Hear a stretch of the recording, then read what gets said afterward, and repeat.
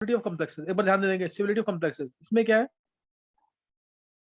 Metal plus x times ligands gives mlx, gives mlx। ks क्या है, mlx upon में m into L raise to x, ये आ गया एल रेज टू एक्स, ये आ गया ks, ये क्या है स्टेबिलिटी कांस्टेंट। और अगर मैं अब ये स्टेबिलिटी कांस्टेंट है, जितना ज्यादा मेटल और लिगेंड का बॉन्ड स्ट्रांग होगा, जितना जैसे NiCO4 है, CO,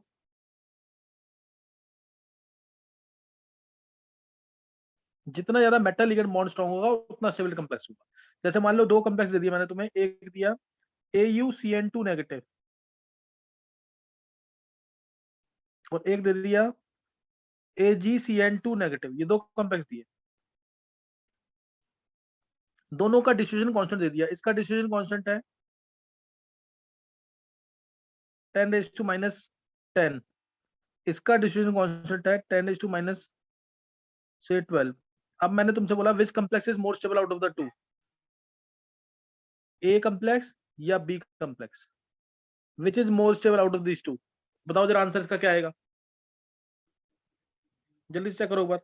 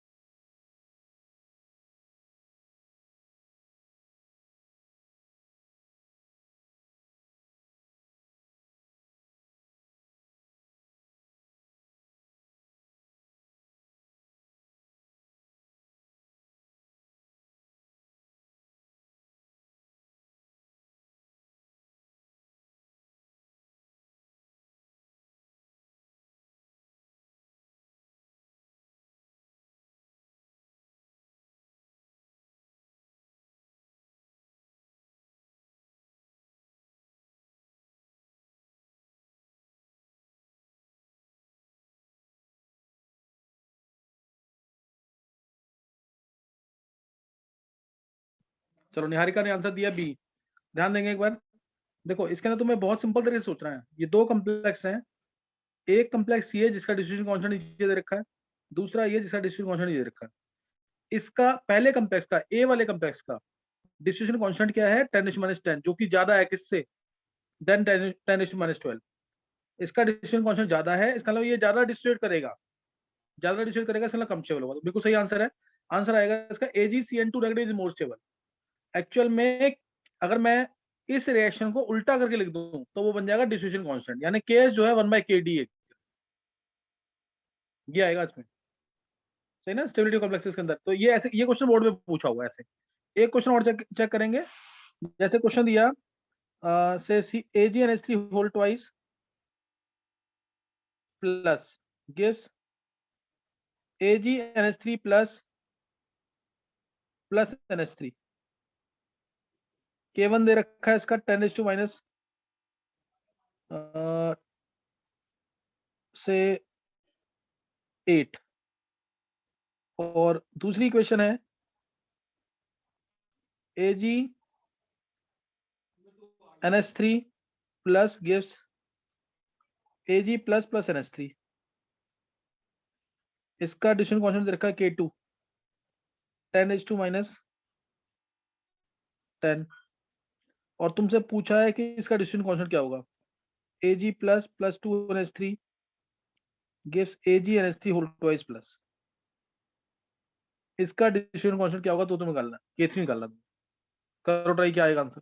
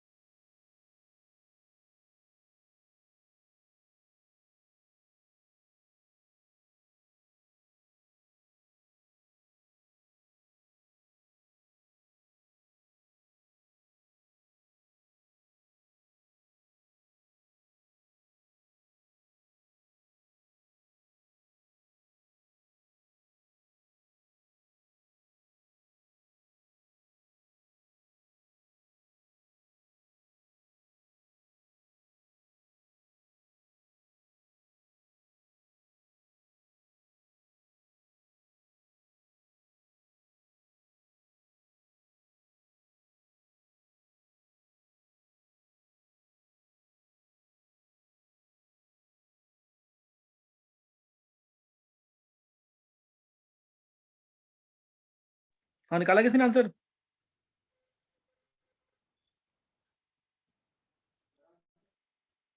बॉबी, छवि, काजल। इजी क्वेश्चन है बिल्कुल, रिलेटेड है केमिकल इक्विलिब्रियम से। उज्जवल, देवांश। Yes sir. 10 की पावर निकाला 18। 10 की पावर 18। 10 के 18। हाँ, यही होना चाहिए। हाँ बिल्कुल, ये निहारिका का भी यही है, नित्या का भी यही है। और किससे निकाला 10 की पावर 18? देखो इधर सिंपल सा दिख रहा है मेरे को। अगर मैं इन दोनों रिएक्शन को ऐड करता हूँ, पहली रिएक्शन को और दूसरी रिएक्शन को अगर ऐड करते हैं, ऐड करेंगे तो ये कैंसिल हो जाएगा, ये कैंसिल हो जाएगा, आ जाएगा AgNH3 whole twice plus gives Ag plus plus 2NH3, ये दोनों NH3 आ जाएंगे। तो यानी उसके जस्ट उल्टा चाहिए मेरे को। तो दोनों को इन दोनों को मैं ऐड कर रहा था, पहले ऐड किया तो केसी क्या होगा, इसका जो ऐड करने पे रिएक्शन आएगी उसका केसी होगा 10H118, मल्टीप्लाई कर देंगे दोनों को। तो इस रिएक्शन का जो केसी होगा वो क्या होगा, जस्ट उसके उल्टा, यानी केसी 10H18 आ जाए। इसका K3 जो है वो 10H18 होगा। चलो इजी क्वेश्चन था, सबको निकलना चाहिए, और ये 2006 IIT का क्वेश्चन है इसी टाइप का। नेक्स्ट है factors affecting stability. Factors affecting stability of complexes. कौन कौन से फैक्टर्स हैं जो स्टेबिलिटी को अफेक्ट करेंगे, सही ना, कौन कौन से फैक्टर्स हैं जो स्टेबिलिटी को अफेक्ट करेंगे। तो उसके लिए पहला फैक्टर, फर्स्ट फैक्टर जो है charge on central metal ion. Charge on central metal ion, तो इसमें अगर मैं तुमसे बोलूं K3FeCN6 और K4FeCN6, कौन सा स्टेबल जा रहा है, तो क्या आंसर आएगा? K3FeCN6, K4FeCN6, which is more stable out of these two. तो तुम सिर्फ चार्ज निकाल लोगे। चार्ज पहले वाले केस में आयरन पे +3 है, दूसरे वाले केस में चार्ज आयरन पे +4 है, और +2 है, सॉरी +2 है। तो जितना ज्यादा चार्ज होगा लिगेंड से इलेक्ट्रॉन उतनी जल्दी लेगा, उतना मेटल लिगेंड बॉन्ड स्ट्रॉन्ग होगा। तो पहला वाला कॉम्प्लेक्स ज्यादा स्टेबल है। ये मत देखना इसमें EN रूल, दोनों में EN रूल से निकालो कि क्या इफेक्टिव एटॉमिक नंबर आ रहा है, जल्दी से निकालो। इफेक्टिव एटॉमिक नंबर कितना आ रहा है, चेक करो एक बार।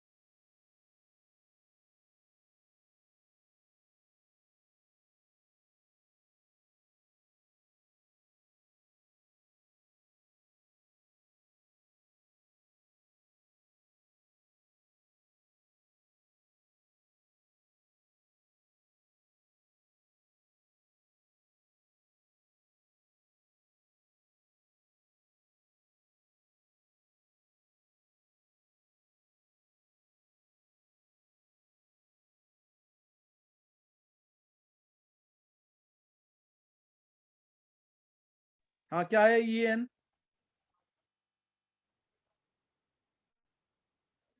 दोनों केस में EN क्या आएगा?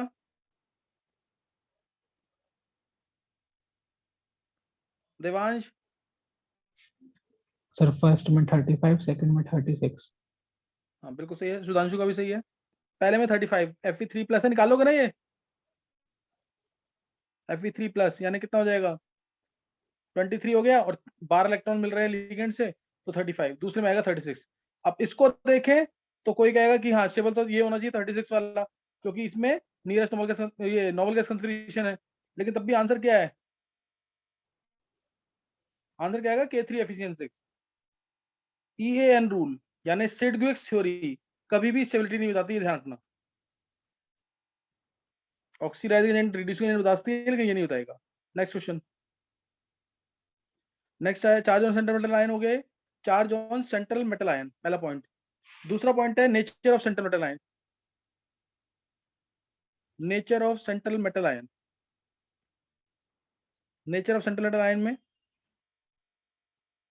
Nature of central metal ion, इसमें अगर सेंट्रल आयन जो है ग्रुप 1 to 6 में है, ग्रुप 1 to 6 में है, तो क्या होगा, ग्रुप 1 to 6 में है और डोनर एटम्स NOF है तो स्टेबिलिटी ज्यादा। ग्रुप 1 to 6 में है और डोनर एटम्स NOF में है तो स्टेबिलिटी ज्यादा। और अगर आफ्टर ग्रुप 6 है, आफ्टर ग्रुप 6,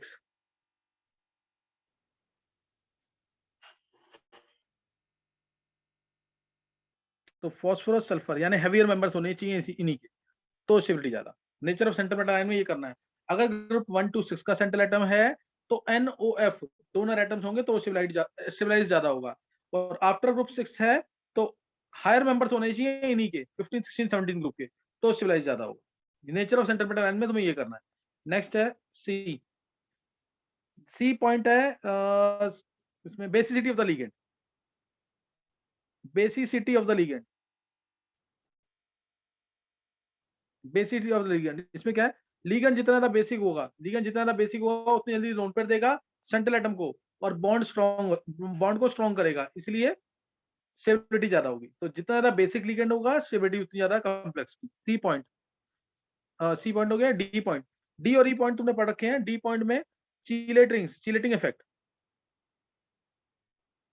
चीलेटिंग इफेक्ट इसके अकॉर्डिंग अगर अगर लिगेंड ऐसा है कि वो 5 या 6 मेंबर की रिंग बना रहा है सेंट्रल एटम के साथ, तो कॉम्प्लेक्स की स्टेबिलिटी बढ़ जाएगी। अगर लिगेंड ऐसा है कि वो 5 या 6 मेंबर की रिंग बना रहा है सेंट्रल एटम के साथ, तो कॉम्प्लेक्स की स्टेबिलिटी बढ़ जाएगी।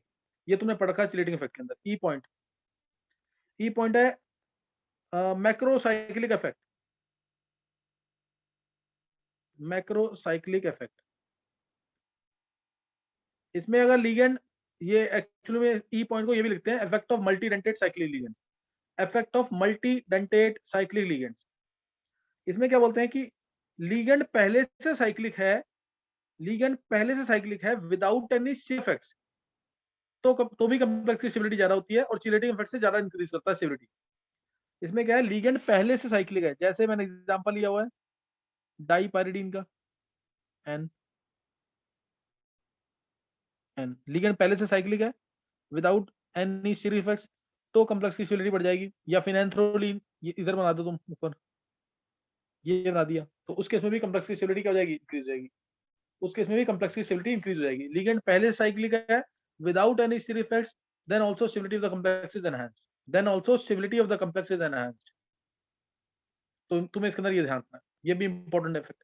तो पांचों मैंने फैक्टर्स बता दिए which affect the stability of complex. पहला charge on central metal ion, nature of central metal ion, nature of the ligand या basicity of the ligand, fourth chelating effect, और फिफ्थ मैक्रोसाइक्लिक इफेक्ट यानी effect of multidentate cyclic ligand.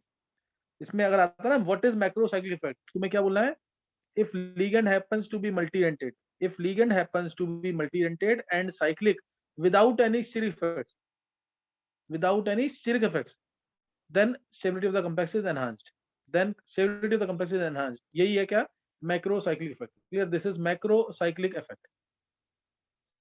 तो ये तुम्हें इसका ध्यान रखना है। तो ये स्टेबिलिटी ऑफ कॉम्प्लेक्स टॉपिक खत्म हो गया है। अब सबसे इंपॉर्टेंट टॉपिक इस चैप्टर का, वीबीटी के बाद सबसे इंपॉर्टेंट टॉपिक क्या है, आइसोमरेज। इसको देखो स्टार्टिंग के हो सकता है 3-4 लेक्चर में बहुत इजी वाला बताऊं उसके अंदर, यानी जिससे तुम्हारे मेंस लेवल तक के या फिर बोर्ड के क्वेश्चन निकल जाएंगे। कंसेप्ट सिखाऊंगा उसके बाद, पहले एक बार ये काम खत्म हो जाए। अब हालांकि अब तो बोर्ड से भी हट चुका आइसोमरेज, लेकिन एंट्रेंस के लिए मोस्ट इंपॉर्टेंट है, सबसे ज्यादा एक्सपेक्टेड वीबीटी के बाद यही होता है। सही ना। आइसोमरेज, आइसोमरेज दो तरीके की है, वही सेम चीज है जो ऑर्गेनिक के अंदर होता है, स्ट्रक्चरल और stereo. Structural isomerase, stereo isomerase. इसमें शुरू से ध्यान नहीं दिया ना तो आगे समझ नहीं आएगा। स्ट्रक्चरल आइसोमरेज और स्टीरियो आइसोमरेज जैसे उसमें था ऐसे ही। तो compounds, complexes having different structure, same molecular formula हो, डिफरेंट स्ट्रक्चर हो या डिफरेंट स्पेशियल अरेंजमेंट हो, डिफरेंट स्ट्रक्चर तो structural isomerism, different spatial arrangement तो स्टीरियो आइसोमरेज, तो स्टीरियो आइसोमरेज। तो इसके अंदर ionisation, first ionisation, second hydrate और सॉल्वेट, हाइड्रेट और सॉल्वेट, थर्ड थर्ड आ जाएगा लिंकेज, फोर्थ कोऑर्डिनेशन आइसोमरेज।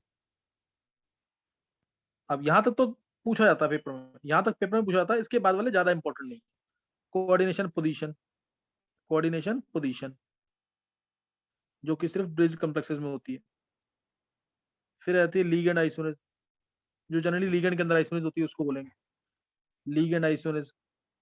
और एक और है पॉलीमराइजेशन, जो कि ट्रू आइसोमरेज नहीं है। Polymerisation isomerism, polymerisation isomerism which is not a true isomerism, ये ट्रू आइसोमरेज नहीं है। तो ये 7 हैं स्ट्रक्चरल आइसोमरेज के अंदर। 4 स्टार्टिंग के इंपॉर्टेंट है, यही पूछते हैं पेपर में, 4 इंपॉर्टेंट ज्यादा। फिर इसके बाद स्टीरियो में सबको पता है, इसमें भी ज्योमेट्रिकल होती है और ऑप्टिकल होती है, ज्योमेट्रिकल और ऑप्टिकल। ज्योमेट्रिकल में cis-trans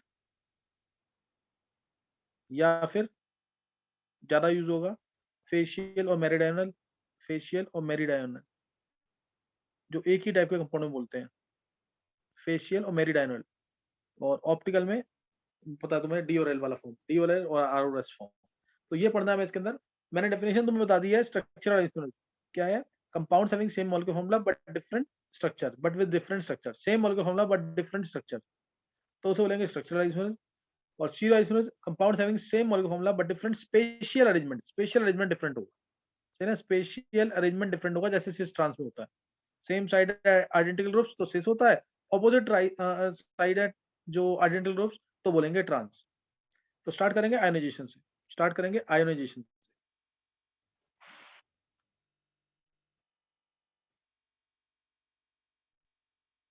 ionisation isomerism, ionisation isomerism, ionisation isomerism, इसके भी नाम से पता लग रहा है, क्लियर, इसके नाम से क्या पता लग रहा है? Ionisation isomerism. इसके नाम से क्या पता लग रहा है? कि ऐसे कंपाउंड्स जो डिफरेंट आयंस देंगे सॉल्यूशन के अंदर, compounds having same chemical composition but giving different ions in the solution, clear, compounds having same chemical composition but giving different ions in the solution। इसके नाम से पता लग रहा है कि आयंस डिफरेंट होंगे सॉल्यूशन में, compounds having same chemical composition but giving different ions in the solution. जैसे एग्जांपल मैं ले रहा हूं इसके अंदर, एग्जांपल CrNH3 होल 5 Cl और SO4। पेपर में आएगा क्वेश्चन कि draw its ionisation isomer, draw its ionisation isomer. तो इसका आयोनाइजेशन आइसोमर क्या बनेगा? इसका आयोनाइजेशन आइसोमर बन जाएगा CrNH3 होल 5 SO4 अंदर कर देंगे, Cl बाहर। देखना इसकी पहचान ही यही है, बहुत सिंपल वर्ड्स में बोलूं ना, इसकी पहचान यही है, एक नेगेटिव आयन अंदर हो और एक नेगेटिव आयन बाहर। दो भी होते हैं, दो नेगेटिव आयन अंदर हो, दो बाहर हो, मतलब एक नेगेटिव आयन अंदर हो और एक नेगेटिव आयन बाहर हो, तो उसे बोलेंगे आयनाइजेशन। आयनाइजेशन आइसोमरेज ये कंपाउंड शो कर सकता है। ये दिमाग में रखना। अभी जो मैंने बोला ना, ऑब्जेक्टिव के क्वेश्चन निकालने के लिए ये इंपॉर्टेंट है, एक नेगेटिव आयन अंदर हो और दूसरा नेगेटिव आयन बाहर हो, then it can show ionisation isomerism. अब जैसे इन दोनों कंपाउंड का पता कैसे लगेगा? मान लो एक टेस्ट ट्यूब में मैंने तुम्हें ये कंपाउंड दे दिया और एक टेस्ट ट्यूब में ये कंपाउंड दे दिया, और बोला पता लगाओ किस कंपाउंड में Cl बाहर है, किस कंपाउंड में सल्फेट बाहर। तो उसके लिए अगर सल्फेट का पता लगाना होता है, क्वालिटेटिव में सबने पढ़ा हुआ, क्या डालेंगे इसके अंदर? क्वालिटेटिव में सबने पढ़ा हुआ क्या डालेंगे दोनों को पता लगाने के लिए? एक टेस्ट ट्यूब में ये कंपाउंड है, एक टेस्ट ट्यूब में ये कंपाउंड है, इसमें डाल दूंगा मैं क्या? BaCl2, BaCl2 डाल दिया। अगर ये BSO4 का व्हाइट पीपीटी दे देता है, BSO4 का व्हाइट पीपीटी दे देता है, इसका मतलब इसके अंदर सल्फेट आयंस बाहर थे। क्लियर हो गया कि नहीं? इसे ये पता लगाने के लिए टेस्ट है, क्वालिटेटिव टेस्ट है पता लगाने के लिए। इसके अंदर मैं BaCl2 डालूंगा तो कोई व्हाइट पीपीटी नहीं आएगा, नो व्हाइट पीपीटी। कभी भी तुम्हें सल्फेट का पता लगाना ना, तो हमेशा BaCl2 डालना, BaCl2 टेस्ट लगता है। और कभी भी तुम्हें हेलोजन का पता लगाना है तो क्या डालेंगे? AgNO3। अब मान लो दूसरा टेस्ट में AgNO3 के लिए मैंने इसमें डाला AgNO3, तो कोई व्हाइट पीपीटी नहीं आएगा। मैंने इसमें डाल दिया AgNO3, तो AgCl का व्हाइट पीपीटी आ जाएगा, पहली टेस्ट में कुछ नहीं होगा। तो इस तरह से हम पता लगा सकते हैं, इस तरीके से हम पता लगा सकते हैं। इसे क्या बोलेंगे? क्वालिटेटिव टेस्ट, क्वालिटेटिव टेस्ट, है ना। क्वांटिटी भी पता लग जाएगी इसमें प्रेसिपिटेट की, और क्वालिटी इसलिए बोल रहा हूं मैं क्योंकि ये क्वालिटेटिव टेस्ट क्यों है? क्योंकि इसमें हमने पता लगाया कि कौन सा आयन बाहर था, कौन सा आयन बाहर था। तो ये तरीका है। और कंडक्टिविटी टेस्ट में क्या आएगा? देखो कंडक्टिविटी टेस्ट में ना, अगर तुम चेक करोगे तो इसके ऊपर क्या आएगा? चार्ज 2+ आएगा और ये 2- आएगा। और इसमें क्या आएगा? आयंस दो ही दे रहा है, ये भी आयंस दो ही दे रहा है, लेकिन इधर क्या आएगा? प्लस और माइनस। आयंस अगर ज्यादा है, इसका सॉरी चार्ज ज्यादा है तो भी कनेक्टिविटी ज्यादा होती है। आयंस ज्यादा तो कनेक्टिविटी ज्यादा होती ही है, चार्ज ज्यादा है तो भी कनेक्टिविटी ज्यादा है, यानी पहले कंपाउंड की कनेक्टिविटी ज्यादा होगी, दूसरे की कम होगी। अच्छा, अगर मैं दोनों के अंदर कोऑर्डिनेशन और पूछूं सेंट्रल एटम का, तो क्या होगा बताओ? दोनों के अंदर, इस कंपाउंड में भी और इस कंपाउंड में भी, what is the coordination number of central atom? बताओ जल्दी।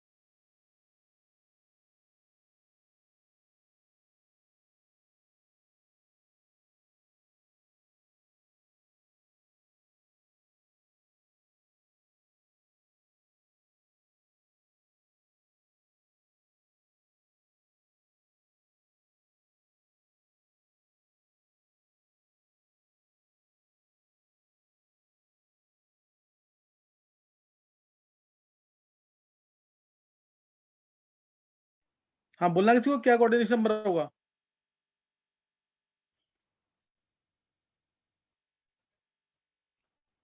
बोलना किसी को क्या कोऑर्डिनेशन नंबर आएगा इसमें?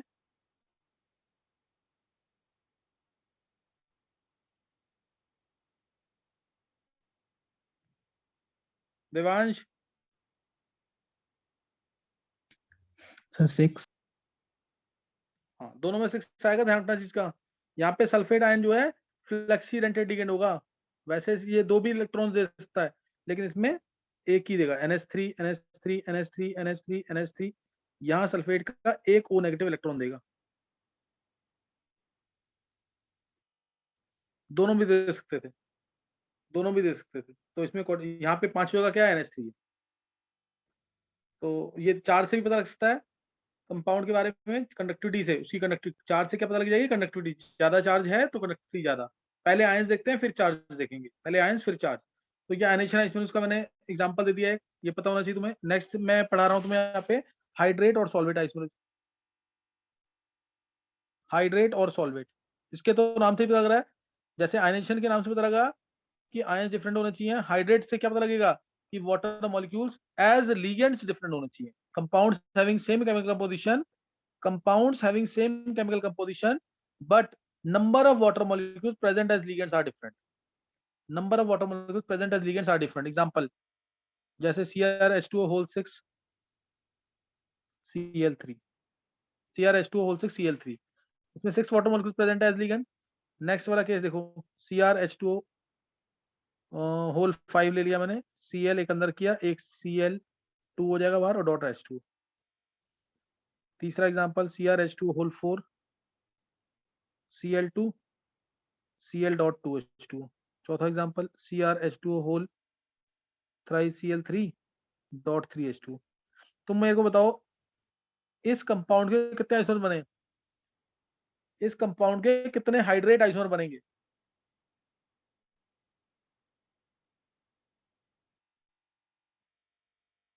हाँ देवांश? सर 3। तो कौन सा पॉसिबल नहीं है इसमें? सर लास्ट वाला। रीजन? सर उसमें बाहर कोई भी आयन प्रेजेंट नहीं है, इसलिए वो पॉसिबल नहीं होगा। अच्छा, आयन प्रेजेंट नहीं तो क्या होगा? अभी 99% सही है, 1% बता। एनायन नहीं है तो कैटायन, क्योंकि ये वाटर मॉलिक्यूल्स कहाँ जाके फंसते हैं? एनायन के बीच में जो स्पेस होगा, देखो कैटायन एनायन यस होगा ना, सर। खाली खाली जगह जो आती है एनायन, स्पेशली एनायंस के बीच में, वहां पे जाके वाटर मॉलिक्यूल फंसता है। तो इस कंपाउंड में तो कोई एनायन है ही नहीं, इस कंपाउंड में तो कोई एनायन ही नहीं है, तो इसलिए इसलिए हम नहीं पता लगा पाएंगे, इसमें नहीं पता लगेगा, सही ना। और अब इन चारों कंपाउंड को डिफरेंशिएट करना है तो कैसे कर सकते हैं? एक तो on the basis of conductivity, इसमें 4 आयंस मिलेंगे जब टूटेगा ये, 3Cl negative CrH2 whole 6, 3Cl negative और CrH2 होल 6। एक तो ये 4 आयंस देगा, ये 3 आयंस देगा, ये 2 आयंस देगा और ये कोई आयन नहीं देगा, लास्ट वाला कोई आयन नहीं देगा। एक तो ये 1:3 टाइप का इलेक्ट्रोलाइट है, ये 1:2 टाइप का इलेक्ट्रोलाइट है, ये 1:1 टाइप का इलेक्ट्रोलाइट है, लास्ट में कोई ये इलेक्ट्रोलाइट है ही नहीं। एक तो इस बेसिस पे। दूसरा दूसरा टेस्ट है, हम इनके अंदर क्या डाल दें? AgNO3, क्या डाल दें? AgNO3, AgNO3 डाल दें, उससे पता लग जाएगा। पहला वाला जो कंपाउंड है वो 3 मोल दे देगा, वो 3 मोल दे देगा AgCl, इसमें डाल दिया AgNO3, 3 मोल से AgCl दे देगा। ये 2 मोल दे देगा AgCl, ये 1 मोल AgCl देगा, ये कोई AgCl नहीं देगा, ये कोई AgCl नहीं देगा। तो एक तो हम ऐसे डिस्ट्रीब्यूट कर सकते हैं इनको। और तरीका है, एक तरीका और है, बहुत इंपॉर्टेंट है, कंसंट्रेटेड H2O डाल के। कंसंट्रेटेड H2SO4 जो है ये स्ट्रॉन्ग डिहाइड्रेटिंग एजेंट होता है। ये क्या होता है? Strong dehydrating agent. तो वाटर को देखेगा अगर बाहर तो इमीडिएटली कंज्यूम कर लेगा। तो इसमें अगर मैं डाल दूं कंसंट्रेटेड H2O4 पहले कंपाउंड में, पहले में डाला कंसंट्रेटेड H2O4, तो इस कंपाउंड का 36 ग्राम 18 ग्राम सॉरी 18 ग्राम वेट कम हो जाएगा। इसमें डाल दिया तो इसका 36 ग्राम वेट कम हो जाएगा, क्योंकि 2 H2O बाहर है। इसमें डाल दिया तो 3 मोल यानी 54 ग्राम यहाँ पे खत्म हो जाएगा, 18354 ग्राम यहाँ पे खत्म हो जाएगा। तो इससे भी पता लग सकता है, इससे कंसंट्रेटेड H2O डाल के भी हम पता लगा सकते हैं, कंडक्टिविटी से, अमाउंट ऑफ प्रेसिपिटेट फॉर्म से, या फिर डिहाइड्रेशन से। जो बाहर होगा H2O वही बाहर निकलेगा, सही ना, वही बाहर निकलेगा। लास्ट वाले मॉलिक्यूल जो है ये पॉसिबल नहीं है, ऑब्जेक्टिव में दे दिया question, which isomer is not possible, which solvate isomer is not possible, so this is not possible. क्योंकि कैटायन एनायन जो होते हैं उनके बीच में स्पेस आता है, स्पेशली एनायंस के बीच में, वहां पे जाकर के H2O का मॉलिक्यूल फंसता है। इस मॉलिक्यूल में कोई भी एनायन नहीं है, कोई भी एनायन नहीं है, ये है ना नेगेटिव नेगेटिव नेगेटिव नेगेटिव, यहाँ जाके वाटर फंसता है, यहाँ जाके वाटर फंसता है। तो जब एनायन है ही नहीं तो कहाँ जाके वाटर फंसेगा, इसलिए this is not possible. Clear, hydrate और सॉल्वेट आइसोमर। तीसरा है लिंकेज। लिंकेज यानी किस तरीके से लिगेंड लिंक करेगा सेंट्रल एटम, लिंकेज आइसोमर। तो इसका ये ज्यादातर क्वेश्चन बोर्ड में आता है, और उसमें पूछते हैं कि जैसे व्हाट इज द, क्वेश्चन दे दिया CrNH3 होल 5 SCN2+ दे दिया, बोला what is the IUPAC name of linkage isomer of this compound, what is the IUPAC name of linkage isomer of this compound. Clear, what is the IUPAC name of linkage isomer of this compound, तो क्या answer आएगा?